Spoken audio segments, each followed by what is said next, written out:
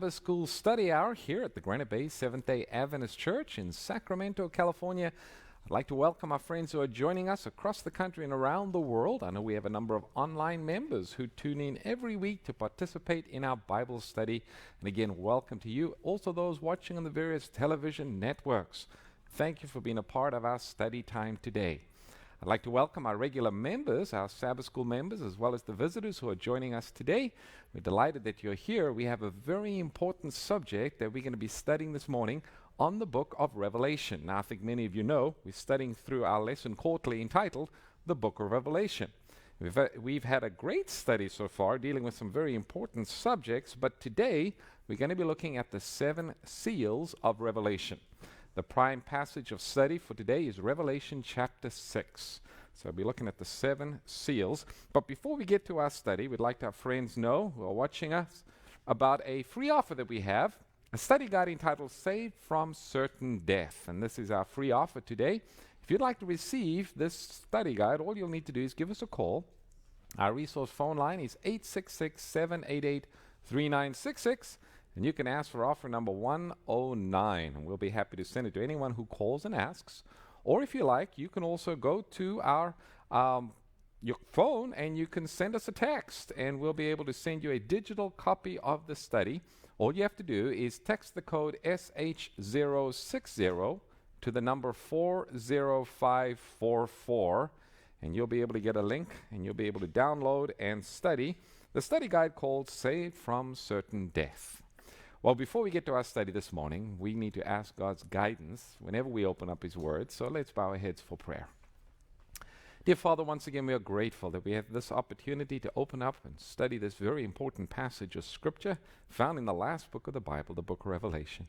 Father, we pray that You'd give us understanding. Sometimes it can be challenging studying this book, so we need the Holy Spirit to guide our thoughts, our hearts, lead us into a clearer understanding of what You are telling us and teaching us.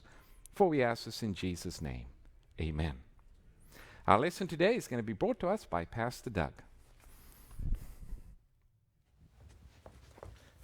Thank you, Pastor Ross, and welcome everybody. Glad to see you at our Sabbath School Study Hour. This is I think it's my first opportunity in 2019 to be teaching, and I'm especially looking forward to getting into our study today dealing with the 7 seals. Now, that's actually a misnomer because we're going to be focusing on chapter 6 of Revelation today, which goes through 6 of the 7 seals. It's kind of interesting. You've got a whole chapter in Revelation between seal 6 and seal 7. Sounds like military terms, right? Seal 6.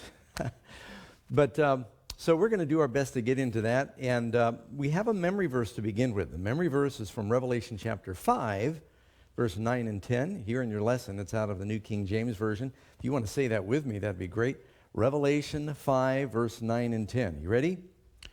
You are worthy to take the scroll and to open its seals, for you were slain, and you have redeemed us to God by your blood out of every tribe and tongue and people and nation, and have made us kings and priests to our God, and we shall reign on earth.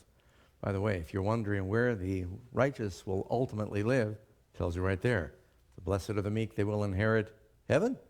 They'll inherit the earth. So the New Jerusalem comes down and we'll be here on earth. And another point, it says, you have made us kings and priests. That's a term that is quoted from the Old Testament where God told the children of Israel, I've called you to be a nation of kings and priests. And so much of Revelation you're going to find in the Old Testament. Well, let's dive right into our lesson and find out about these 7 seals. What do they mean, and what can we learn about them? Now, I thought it would be appropriate before we get very deep into the 7 seals, and Pastor Ross may have talked about this a little in a prior lesson, to talk about what are seals. We're getting ready to understand what the 7 seals are. You remember in earlier passages, there's this conundrum in heaven. There's this scroll that's got 7 seals, and nobody can open it. And there's much weeping, and they're saying, who's going to open this? And finally it points to this lamb that was slain, very strange lamb. It's got 7 horns and 7 eyes, and of course this is all symbolic here, but it's talking about Christ and the gospel. And it's only the Lamb that can open the seals. So what are the seals? Now, whenever you want to understand Revelation, first thing you need to do is what? Well, pray. Go to the Old Testament. Find similar passages. Revelation is something of a kaleidoscope of other Old Testament prophecies and books. So, can you find a place in the Old Testament where there is one document with many seals? The book of Nehemiah. If you go to the book of Nehemiah chapter 9, the people of God had kind of drifted from God. They'd been carried off to Babylon. Coming back under the leadership of Ezra and Nehemiah, they're wanting to renew the covenant, not to make the mistakes they had made before. And they said, look, let's be serious about our commitment to God, to embrace the gospel, to obey the covenant. And you read in Nehemiah 9:38, it's the last verse of Nehemiah chapter 9, and because of all this, we make a sure covenant and write it. Our leaders, our Levites, and our priests seal it. Then go to chapter 10, verse 1. Now those who placed their seal on the document were Nehemiah, the governor, the son of Hakaliah, and Zedekiah. And then it goes through, and I'm not going to read them all for you because I don't think I could pronounce them. Then it goes through 44 names. And I think there's like 21 priests. They've got Levites, there's leaders, and the leaders of the people that had come back from captivity said, let's make a covenant with God. And now, did they dream up a new covenant? What was the covenant that they made? Go to the book of Nehemiah chapter 10, and let me see where I would start. Because here you've got an example of one document with several people affixing their seals to it. And you go to, let's see, Nehemiah 10, and if you go to verse 29, these joined with their brethren, their nobles, and entered into a curse and an oath to walk in God's law, which he had given by Moses. So are they coming up with a new covenant? Or are they renewing the old covenant?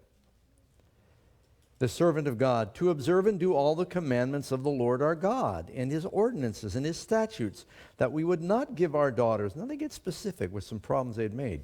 We'll not give our daughters as wives to the people of the land, or take their daughters for our sons. And if the people of the land bring wares or any grain to sell on the Sabbath, that we would not buy it from them on the Sabbath or on a holy day. And we would forego the seventh year's produce. Now, it's very interesting. In this covenant they're renewing, they're specifying areas where they had been compromising in the old law. The old law said they should let the land rest every seventh year. The old law said you shouldn't buy and sell on the Sabbath. But it's interesting, they're highlighting things where they've been making compromise. Saying, let's renew the covenant and let's be serious about it. And you can read through everything there. They're not dreaming up a new covenant. They're basically renewing the things that God had given Moses. So you've got this document that 44 people seal. It's a document with 44 seals on it. I think I've got a few pictures. They may have put them up already of what a scroll might look like with 7 seals. Marsha, I don't know if you've got that handy there in the studio, but there's a couple of examples. There's one. It's Revelation. This, now, in this case, and these are just artist concepts, every time you open a seal, it opens a new chapter. And then there's another example I think we're going to put up on the seal where you've got one document, but it's sealed 7 times, like it's got 7 different authorities that are preventing you from opening it. And so we're not exactly sure, what they have in mind here. But we know that as each seal is broken, a new page seems to be opened that gives more information. Isaiah 8:16, bind the testimony, seal the law among my disciples. Now, is a seal a good thing? What do the lost have in the last days? The what of the beast? The mark of the beast. And what do the saved have? The seal of God. So a seal is a good thing there. A seal was an official, a king, a general would send some orders, and nobody could open it except the appropriate person. If you tried to open a seal without the right authority, you could be executed. One case I'll give you, for example, is David, when he had that affair with Bathsheba. He sent orders to Joab the general by Uriah, of all people, And in the orders, it's basically the death warrant of Uriah. It says, put him at the front of the hottest battle and then retreat. Don't cover him, that he's smitten and he dies. Now, David knows he can trust Uriah so much that Uriah will not peek at that document because it's been sealed and only Joab the general can open it.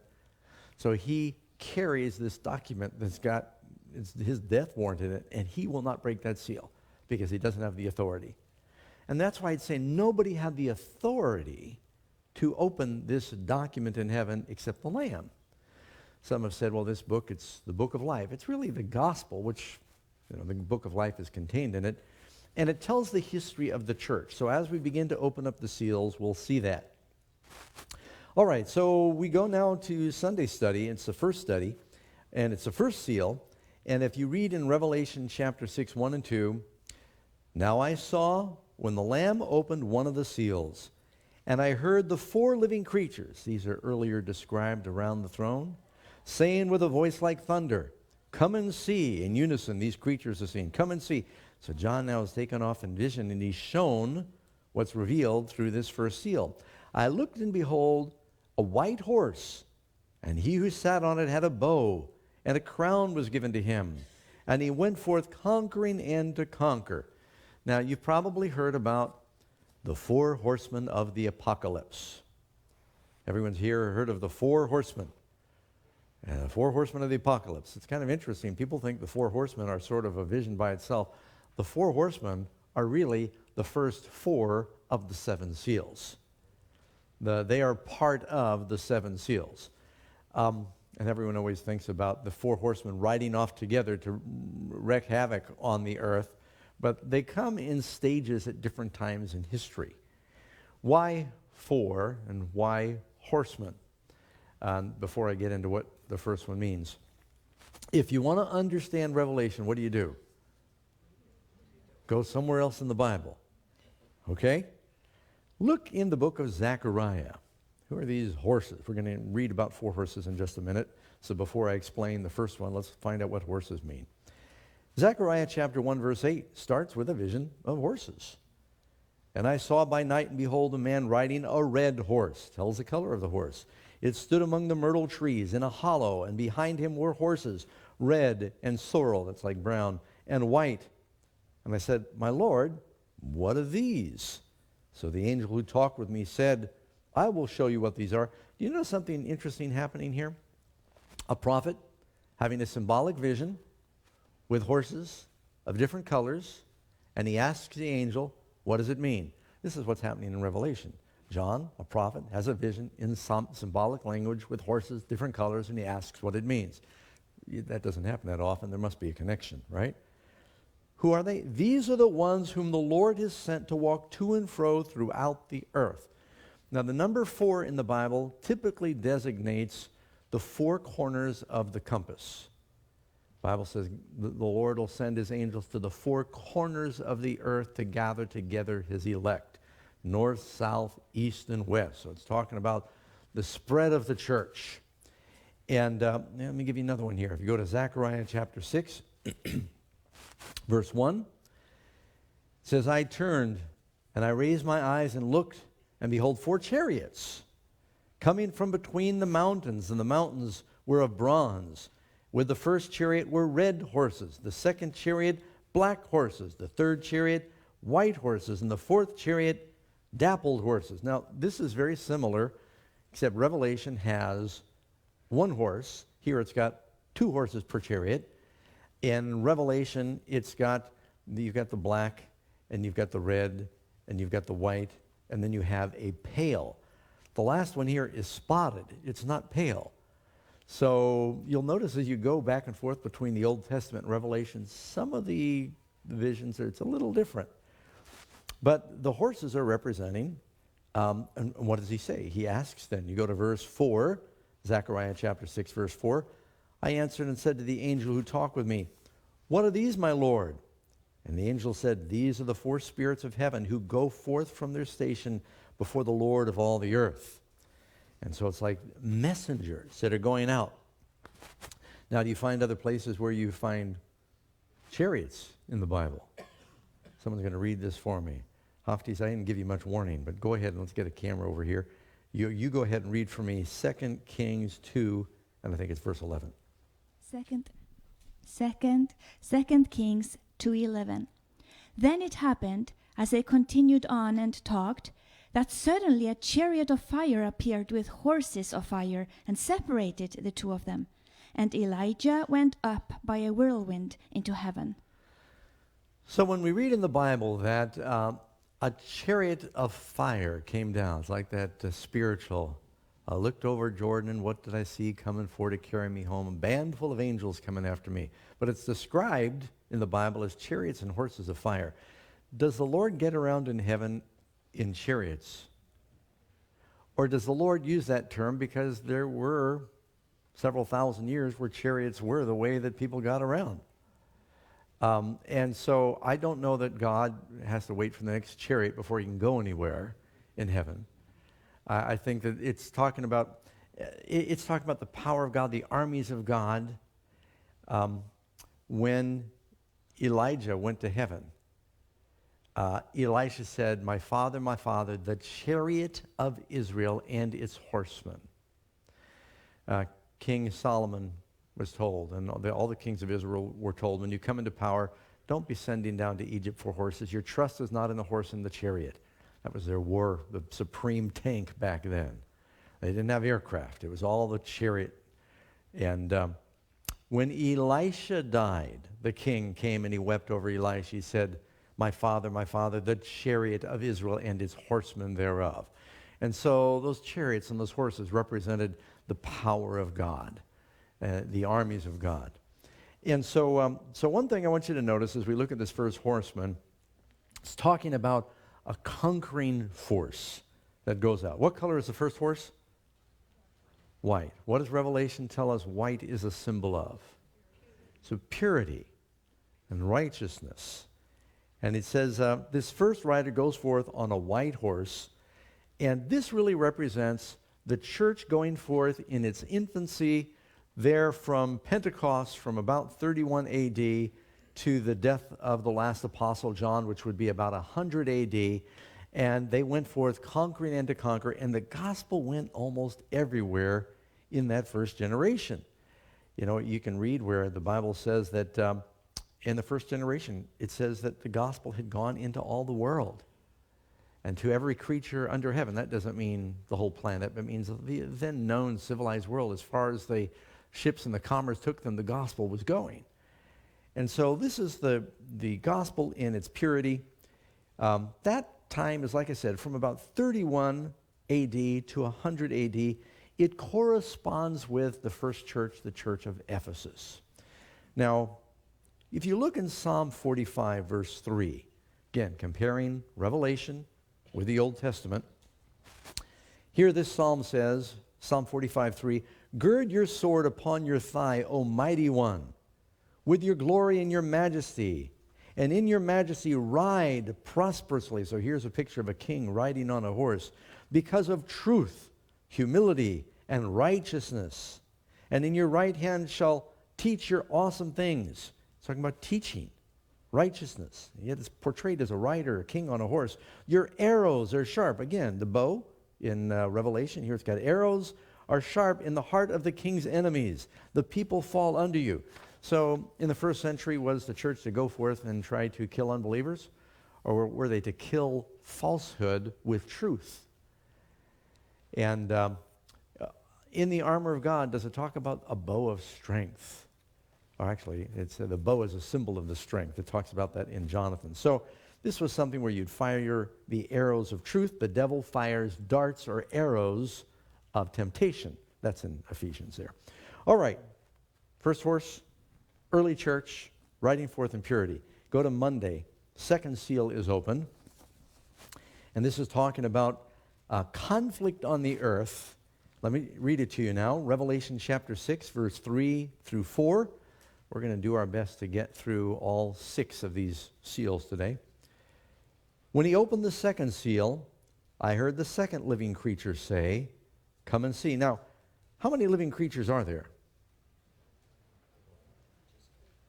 There's 4 living creatures. And you've got how many horsemen?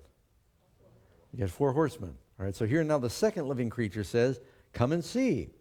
And another horse, fiery red, went out, and it was granted to the one who sat on it to take peace from the earth, and that people should kill one another. And there was given to him a great sword. And Jesus said, "I came not to send peace, but a sword." And as the church went forth prospering in that first 100 years or so, then the devil, what did he do? He stirred up persecution. So this corresponds with the age of the church of Smyrna. I should probably stop here and say something that bears repeating many times when you're studying prophecy. In the prophecies such as Revelation, Zechariah, Daniel, and some of the other apocalyptic prophecies that use images and pictures, what they do is they take a particular truth. Here's your truth, okay? And they look at it from different angles. For instance, in Daniel, what is the central truth in the book of Daniel? What's going to be the history of God's kingdom? God's kingdom is going to be at war with all these pagan kingdoms. So first, they got this metal image, and it's got Babylon and Medo-Persia and Greece and Rome and the divisions of Rome, and it's given in the metal image. Then you come over here.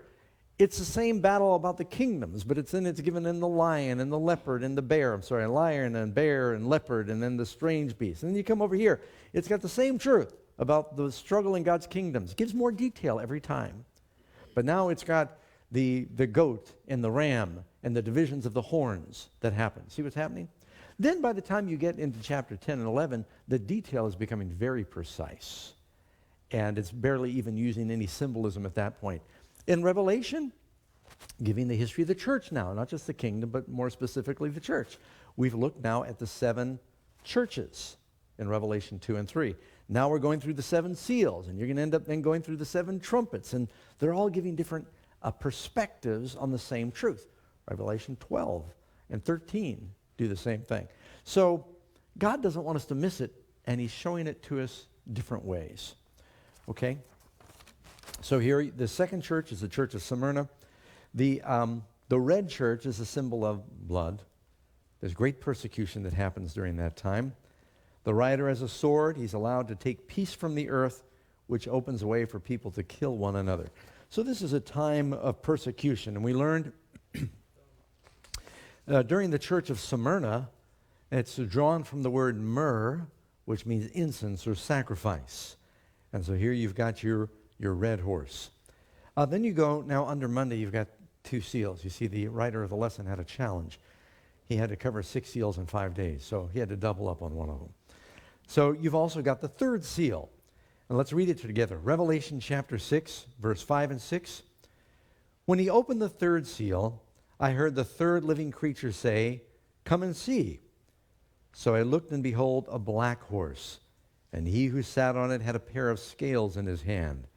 And I heard a voice in the midst of the 4 living creatures say, 'A quart of wheat for a denarius, and 3 quarts of barley for a denarius, and do not hurt the oil and the wine.'"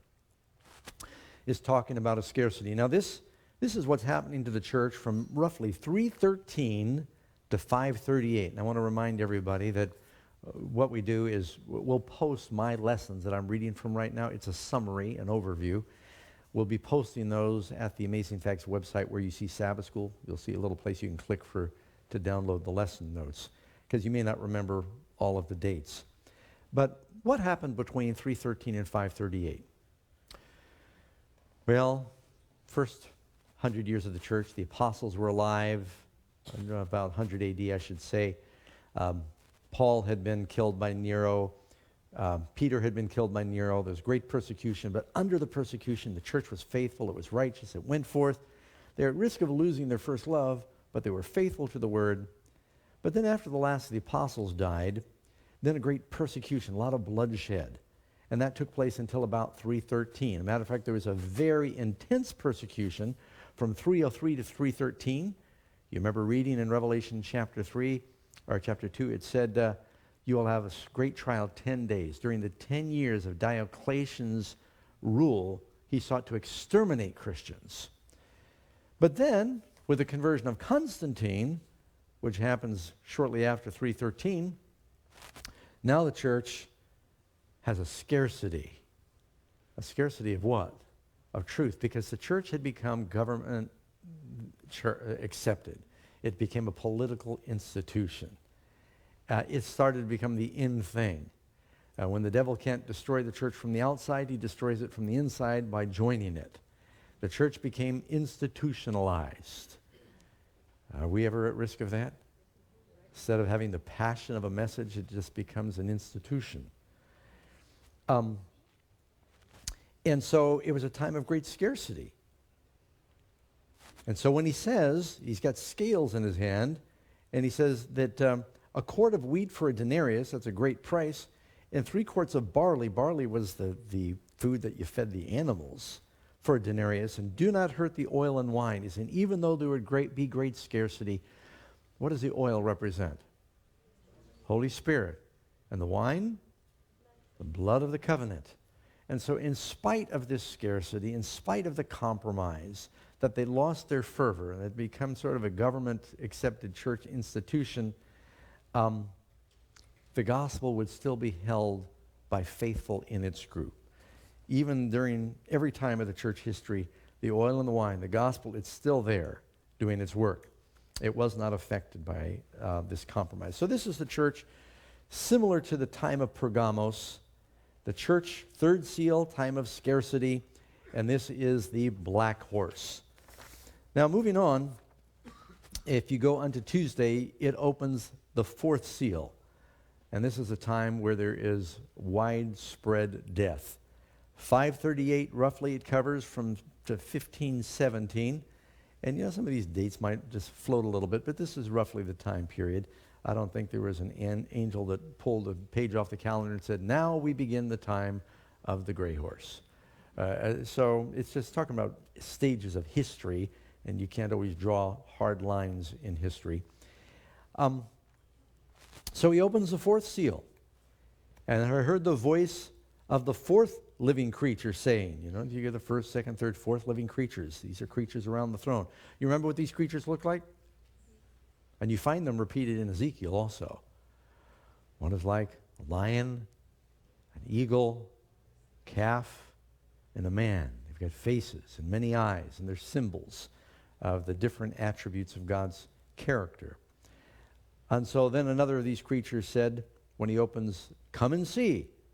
So I look, and behold, a pale horse. Now, the word pale, it probably helps for us to explain that a little bit. It's an interesting color. In the original Greek, it describes something that is tepid. It's like the color of, any of you ever put potatoes down somewhere cool and you forget they're there? And you come and you look at the potatoes, and if there's any light hitting the potatoes, they start to put out these pale stalks. You know what I'm talking about? Little shoots start coming out. And they're sort of translucent gray. They're not getting any sunshine, so there's like no chlorophyll, and you can almost see through them.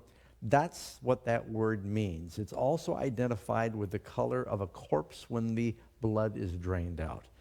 It's often called the angel of death on the 4th horse, because it was a time of great death. But it's also talking about like a plant with no life. It's struggling to live like a potato stalk, but it can't find the light. And this is what happened during this time. You've heard of the Dark Ages. Do you know why the Dark Ages were dark?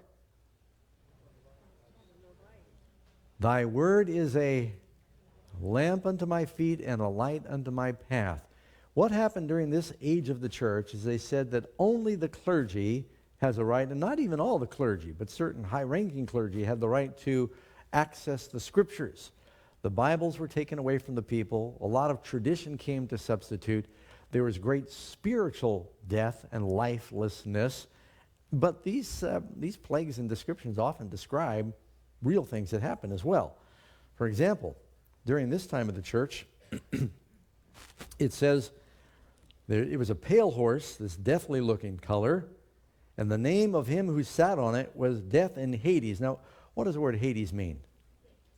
It's like the grave. It doesn't mean, when you tell someone to go to Hades, and I hope you don't tell anybody that, you're thinking about this place of torment. Biblically, the name Hades is like a Greek, it's a New Testament way of saying Sheol, and Sheol was the grave. So it's talking about death and the grave followed, wherever this writer goes. probably seen or heard stories and illustrations of the angel of death. You know, this ominous-looking creature that's always wearing a black cape and usually has no face. It's kind of see-through, and he carries a big scythe in his hand. He's going to harvest souls. And all of that is drawn from this fourth rider on the fourth horse. And many times you'll see artists, I should have put a picture up there of some of the different artist concepts. Four riders, four horsemen of the apocalypse. The fourth rider is often this black cloaked being who's got this, he's called the angel of death. He's got this scythe going through because death follows. Well, one reason it's portrayed as a time of great death, this church age is from 538 to about 517, as I mentioned. Guess what happened then? It said here, death and hell followed him, and power was given them over a fourth of the earth, or 25%, to kill with sword, with hunger, with death, and beasts of the earth. Now, you know what happened during this time? You had two of the greatest scourges that went through history, principally in Europe, because this is where the church was rooted during this time. You've got the Great Famine that took place from 1315 to 1320 in Europe. Do you know what they believe brought about that Great Famine? A volcanic eruption. I heard someone say it in New Zealand. That created an artificial winter that messed up the season so much that the crops just did not sprout in time, or they planted them too early and there was late snows, and it just caused terrible famine in which millions died. One of the greatest famines. That happened during that time. And the Black Death. You know what the Black Death is? Better known as the bubonic plague that took place between roughly, the worst was 1340 through 1400. And it not only happened in Europe, but because ships were going to the Orient and other places, the bubonic plague was really happening in any port around the world. It happened in ports in Africa, in Asia, and all throughout Europe.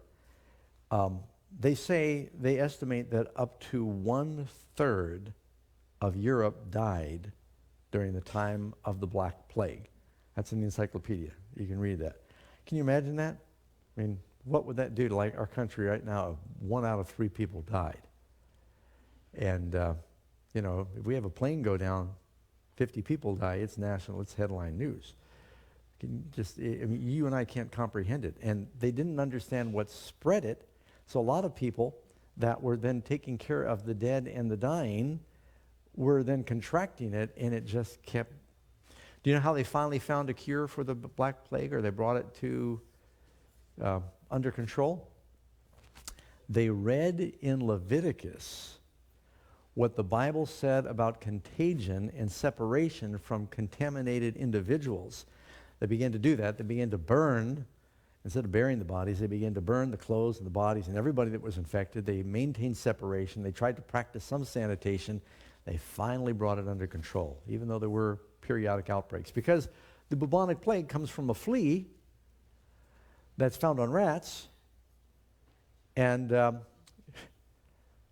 one interesting fact of history is in Italy, some of the church began to teach that cats were connected with witches and were of the devil.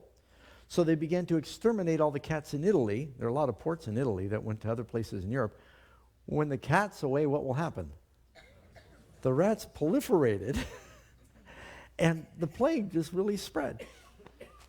You know somewhere in North America where they got a plague of rats? New York City.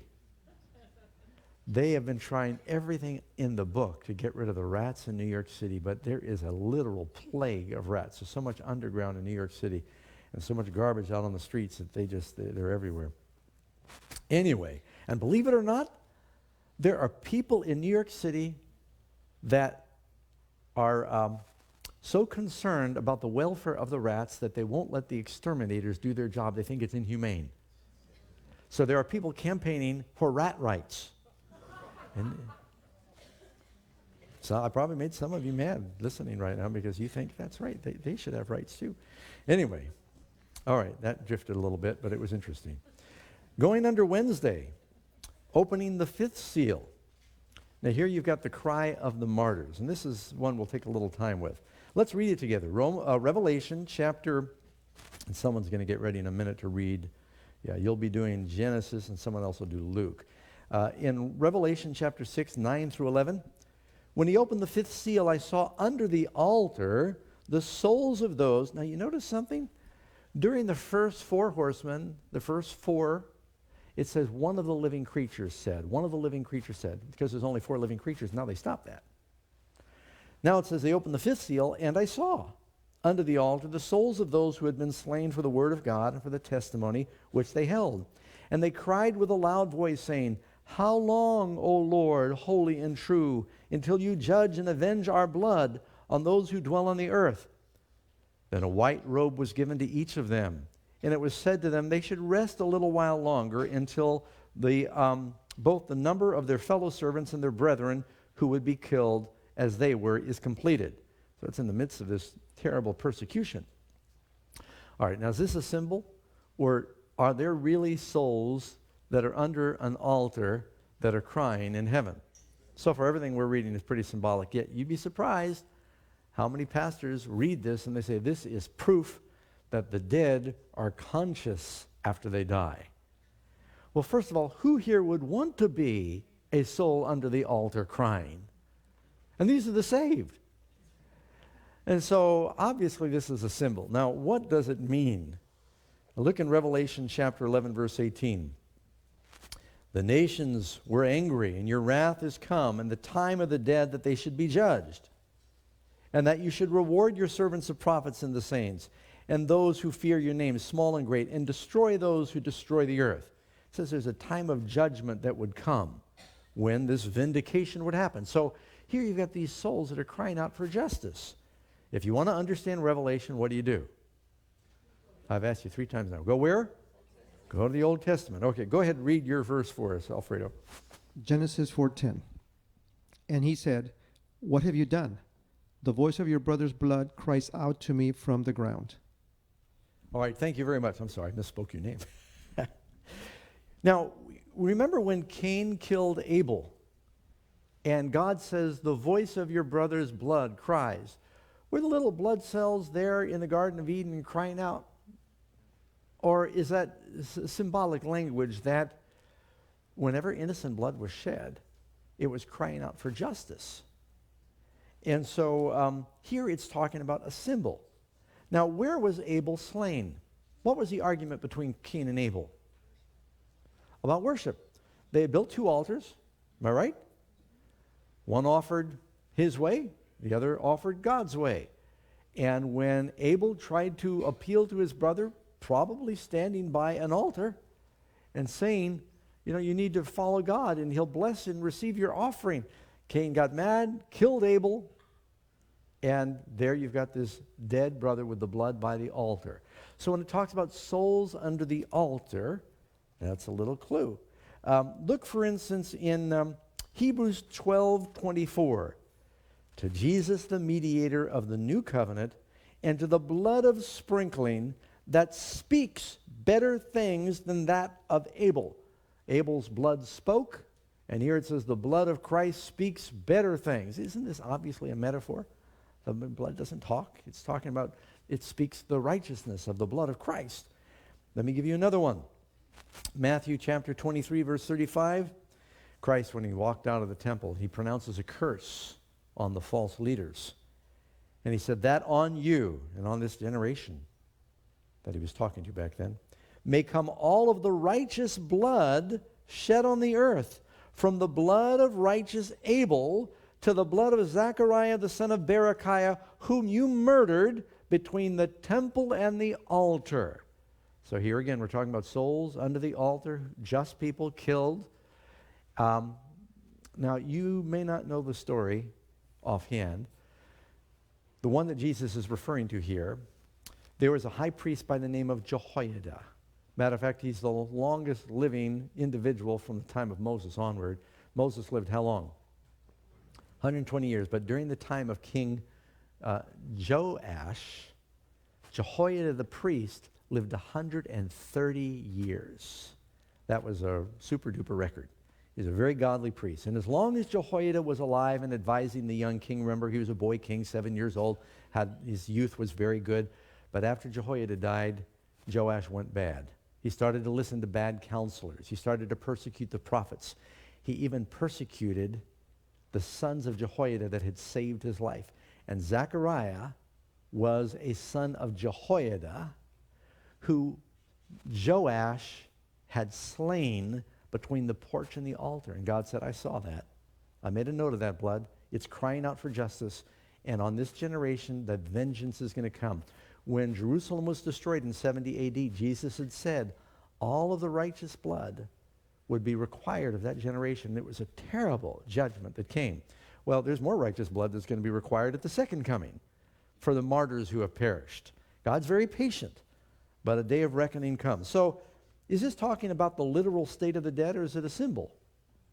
Got another verse. Why don't you read this for us, Bill? I think it's Luke 18, verse 7. Luke 18:7. You're good? Go ahead, turn that on. It was on, I think. Try it again. Luke 18:7. And shall not the Lord avenge his own elect, which cry day and night unto him, that would bear along with them?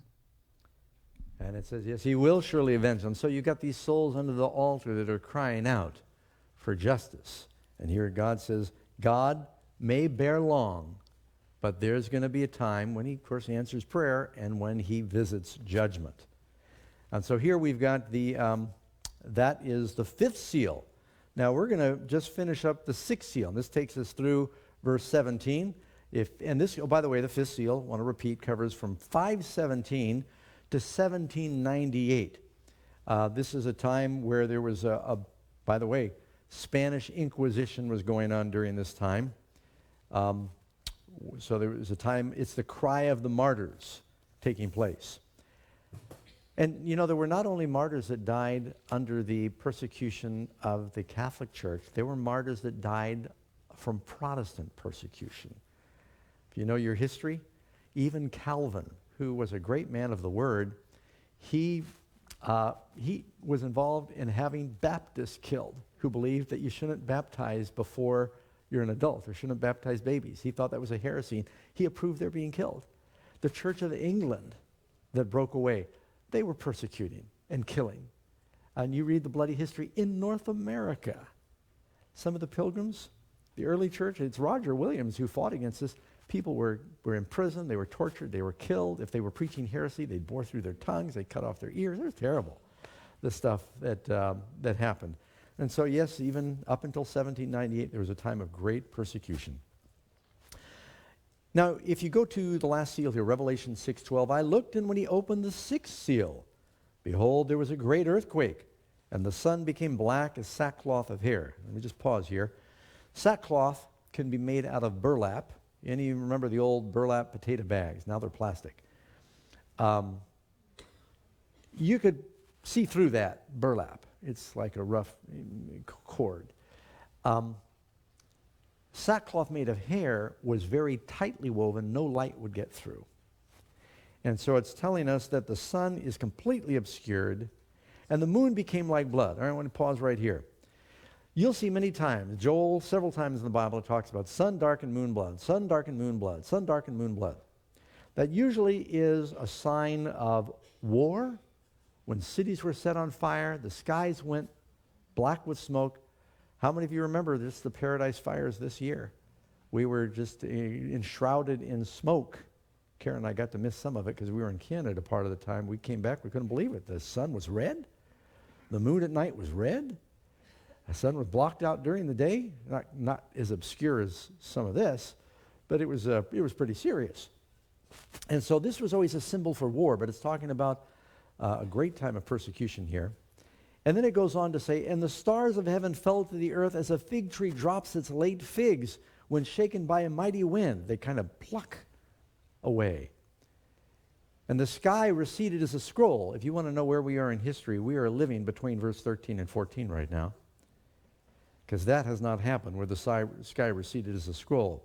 When it is rolled up, and every mountain and island was moved out of its place, And the kings of the earth, and the great men, and the rich men, and the commanders, and the mighty men, and every slave, and every free man, hid themselves in the caves and the rocks and the mountains, and said to the rocks and the mountains, Fall on us, and hide us from the face of him that sits on the throne, and from the wrath of the Lamb. For the great day of his wrath is come, and who is able to stand?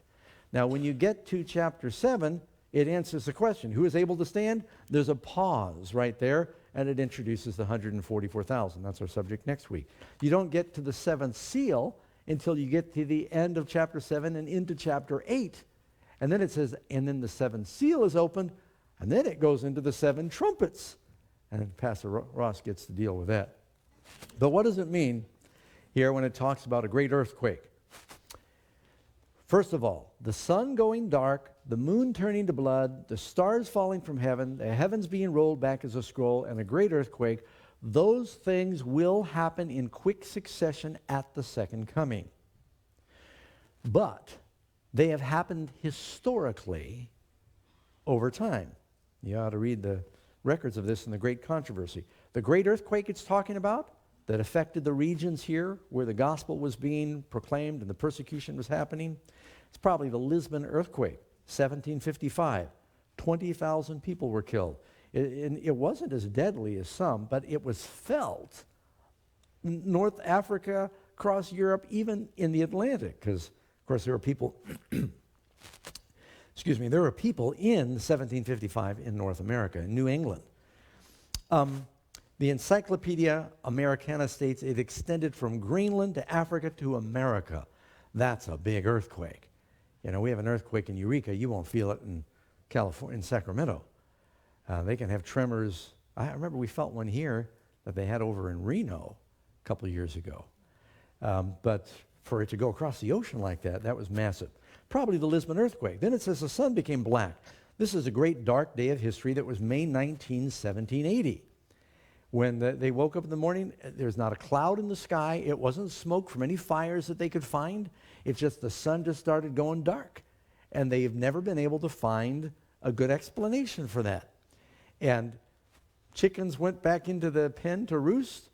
The cows went back to the barn. They could not see outdoors without artificial light. It was just the most uncanny thing. It had happened across New England. Now you notice what happens. These signs seem to follow the centers of where the gospel is. It was in Europe. That's when the earthquake happened. Now you're in the Americas. By the way, no, I won't say that yet. The dark day in 1780, John Adams and some others comment on this. A lot of the founding fathers, it was a phenomenon that they thought the world was ending. That night, when the moon came up, it was blood red. Many took this as a harbinger that the end of the world had arrived. Then you've got the stars falling from heaven. Now this happened in 1833. It's better known as the Linoid meteorite shower. And you could stand out in the sky on the eastern seaboard of the U.S., and it was a constant barrage. It's like planet Earth had gone through an asteroid belt, and it was just, many thought, again, the world was ending. I remember one little statement where Abraham Lincoln, someone woke him up, and they said, Abe, the world is ending. Come and look at this. And he went outside, and he looked for a while, and he said, no, I don't think the world's ending because I can see behind the shower of stars, the great constellations are still fixed in their places, which means God is still on the throne. And he went back in and went to sleep after watching it for a while. But so many people commented on this. So these things seem to happen historically, so God could get our attention and tell us where we are on the track of time. Do we all know that the wheel of prophecy sometimes moves slowly, but it moves surely? A day with the Lord is as 1,000 years, and 1,000 years as a day. And so, but we can see over the course of time that we're nearing the end. And all you've got to do is look at the signs of what's going on in the world today. Then knowledge is increased. And then, of course, we haven't seen the heavens depart as a scroll. When the Lord comes and these things happen, the great men of the earth will call for the rocks and mountains to hide them from the face of him that sits on the throne. That is actually happening in the context of Jesus coming. Their seeing is coming, and Christ said, all the tribes of the earth will mourn, then they will see the Son of Man coming in the clouds of heaven.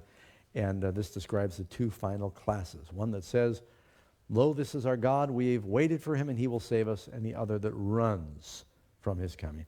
Anyway, friends, well, we've got more. We, I think, got through most of chapter 6 of Revelation, talking about the seals. Want to remind you that we do have a free offer. If you did not catch this at the beginning of the broadcast, it's a great study guide, beautifully illustrated, called Saved from Certain Death. And you can simply call and ask for it by calling 866-788-3966.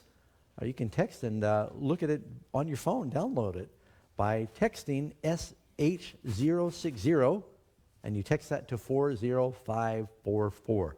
More and more people are doing things on their phone right now when they study. And if you want us to mail one, that's just for North America and its territories. God bless you, friends. We have an interesting study next week on the 144,000.